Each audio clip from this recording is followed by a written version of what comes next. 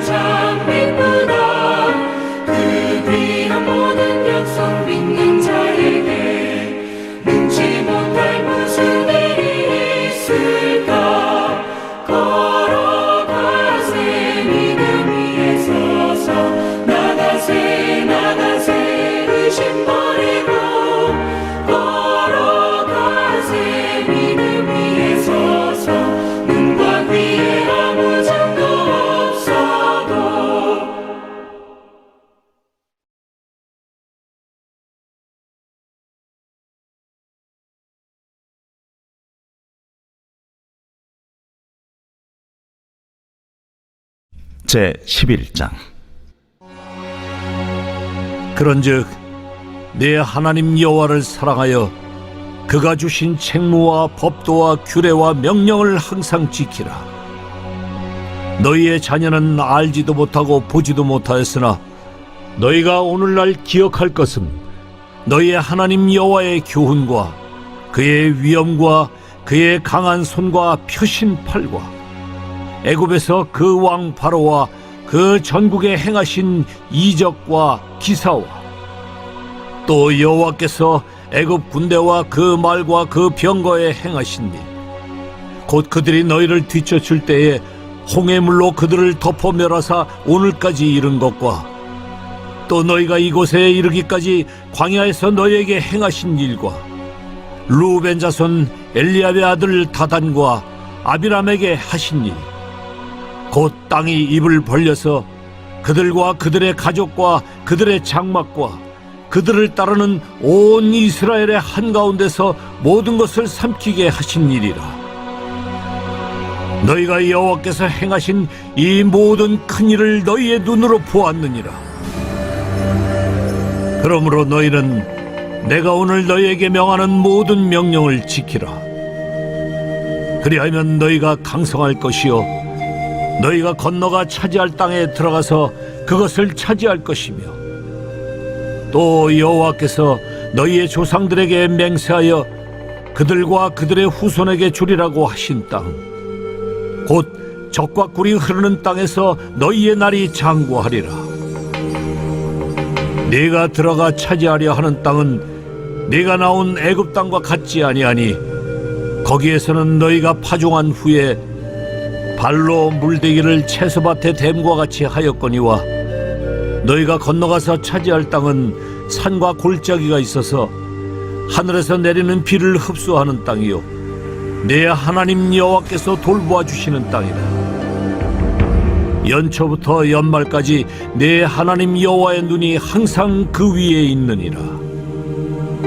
내가 오늘 너희에게 명하는 내 명령을 너희가 만일 청종하고 너희의 하나님 여호와를 사랑하여 마음을 다하고 뜻을 다하여 섬기면 여호와께서 너희의 땅에 이른 비 늦은 비를 적당한 때에 내리시리니 너희가 곡식과 포도주와 기름을 얻을 것이요 또 가축을 위하여 들에 풀이 나게 하시리니 네가 먹고 배부를 것이라.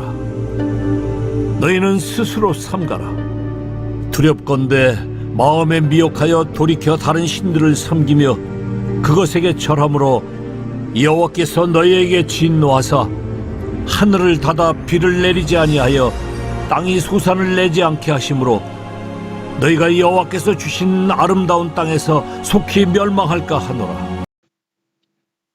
이스라엘의 광야 생활을 요약하자면 오늘 본문 7절일 것 같습니다. 7절을 보면 너희가 여호와께서 행하신 이 모든 일을 너희 눈으로 보았느니라 라고 기록합니다. 이스라엘은 광야에서 여호와께서 행하신 이 모든 큰 일로 인하여 생명을 유지할 수 있었습니다. 그 많고 많은 민족이 그 황량한 땅을 건널 수 있었던 것은 전능하신 하나님께서 그들을 통치하시고 다스렸기 때문입니다. 그것을 이스라엘은 눈으로 본 것이죠. 그래서 모세는 이스라엘에게 이렇게 말합니다. 1절을 보십시오. 그런즉 내 하나님 여호와를 사랑하여 그가 주신 책무와 법도와 규례와 명령을 항상 지키라. 광야를 통해 모세는 오직 하나님의 다스림을 인정하고 그 속에 있는 것이 평안이고 행복이고 생명이 유지되는 것을 알게 되었던 것입니다.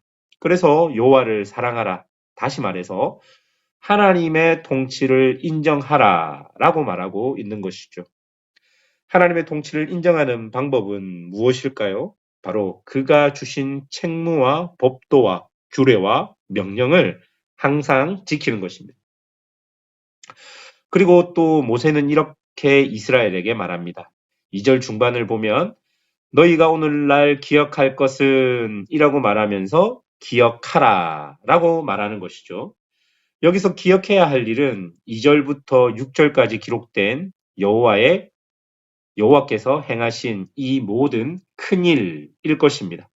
그리고 이것을 기억해야 할 이유는 이런 일을 알지 못했고 보지 못했던 자녀들에게 알려주기 위함일 것입니다. 이스라엘은 그 척박한 광야에서 하나님과의 관계 안에서 하나님의 다스림을 받아들이고 인정할 때 자신의 생명이 유지되는 것을 배웠고 그것을 기억해서 이제 가나안 땅에 들어가서 살아야 할 자신들의 자녀들에게 알려주어야 하는 것이죠. 결국 광야에서 배웠던 그 하나님과의 관계가 가나안 땅에서도 그대로 적용되는 것입니다. 그래서 8절과 9절을 보면 이렇게 기록합니다. 그러므로 너희는 내가 오늘 너희에게 명하는 모든 명령을 지키라. 그리하면 너희가 강성할 것이요 너희가 건너가 차지할 땅에 들어가서 그것을 차지할 것이며 또 여호와께서 너희의 조상들에게 맹세하여 그들과 그들의 후손에게 주리라고 하신 땅, 곧 젖과 꿀이 흐르는 땅에서 너희의 날이 장구하리라 라고 말씀하신 것입니다. 사는 곳이 척박한 광야에서 풍족한 가나안으로 바뀌었다 할지라도 하나님의 백성들이 사는 방법과 방식은 똑같습니다. 우리의 생명이 하나님의 손에 있음을 기억하며 하나님과의 관계 속에서 하나님께로부터 오는 은혜를 통해 하나님의 백성은 살아가는 것입니다. 자, 보십시오. 10절부터를 보면 하나님께서 주신 가나안 땅의 특징들이 나오는데 잘 보시면 12절에 내 하나님 여호와께서 돌보아 주시는 땅이라고 표현되어 있고요. 14절에 보면 여호와께서 너희의 땅에 이른비와 늦은비를 적당한 때에 내리시리니 너희가 곡식과 포도주와 기름을 얻을 것이요 라고 기록합니다. 무슨 말입니까? 하나님께서 돌보아 주시지 않으면 하나님께서 때를 따라 이른비와 늦은비를 내리지 않으시면 그 땅은 소출을 낼 수 없는 땅이 되어 버린다는 말일 것입니다. 16절부터를 보십시오. 마음에 미혹하여 다른 신들을 섬기면 17절도 보십시오. 하늘을 닫아 비를 내리지 아니한다. 그리고 땅이 소산을 내지 않는다라고 말합니다. 여러분, 바로 이런 땅이 하나님이 당신의 백성들에게 주신 젖과 꿀이 흐르는 땅입니다. 하나님과의 관계가 끊어지면 땅이 바로 반응해서 우리가 무엇을 잘못했는지 우리 스스로를 돌아보게 만드는 땅. 오직 하나님만을 의지할 수밖에 없는 땅. 바로 그것이 하나님의 백성들에게는 젖과 꿀이 흐르는 땅이라는 것을 우리에게 보여주고 있는 것입니다. 그런데요, 여러분, 이런 땅과 정반대의 땅이 있습니다. 어디겠습니까? 애굽이죠. 애굽은 하나님과의 관계에 따라 땅이 소출을 내지 않습니다. 그곳은 나일강이 범람해서 늘 풍성한 땅이 됩니다. 그래서 이런 곳에서는 사람들이 자신의 죄와 교만을 볼 수 없는 땅이 되는 것입니다. 이런 땅이 하나님이 보시기에는 하나님의 백성들에게 젖과 꿀이 흐르는 땅이 아닌 것입니다. 우리가 꼭 알아야 하는 것은 하나님께서는 당신의 백성들에게 가장 좋은 땅을 주셨는데요. 그 땅은 하나님과의 관계가 바로 서면 우리가 살 수 있고 하나님과의 관계가 끊어지면 그 땅이 반응해서 우리 스스로 우리의 죄를 돌아보고 깨닫게 만드는 땅이 하나님의 백성들에게는 가장 좋은 땅이 되는 것입니다. 하나님의 백성들에게 가장 좋지 않은 땅은 무엇일까요? 우리가 무슨 짓을 하더라도 아무 반응이 없는 그 땅일 것입니다. 늘 우리에게 풍족함을 주고 늘 우리에게 성공함을 주고 늘 우리가 편안히 무엇인가 할 수 있는 땅. 그러니까 내가 죄를 짓고 교만해도 반응하지 않는 땅. 이런 땅이 우리에게는 가장 좋지 않은 땅인 것을 우리는 보아야 할 것입니다. 사랑하는 여러분, 우리가 우리의 인생을 통해 배워야 하는 것은 광야에서든 가나안에서든 하나님의 백성은 하나님과의 관계 속에 있으면서 그 관계에 위기가 생길 때 우리에게 신호를 줄 수 있는 곳, 바로 그곳이 우리에게 젖과 꿀이 흐르는 땅인 것을 우리는 알아야 하는 것입니다. 지금 나와 하나님과의 관계가 문제가 있는데도 그것을 인지할 수 없다면 그곳은 우리에게 가나안이 아니라 애굽일 수 있다는 것을 기억해야 합니다. 우리에게 정말 복된 땅은 애굽이 아니라 가나안임을 알고 하나님만 사랑하고 기억하여 하나님이 주시는 이른 비와 늦은 비의 은혜를 경험하는 성도들이 되시기를 주님의 이름으로 축원합니다.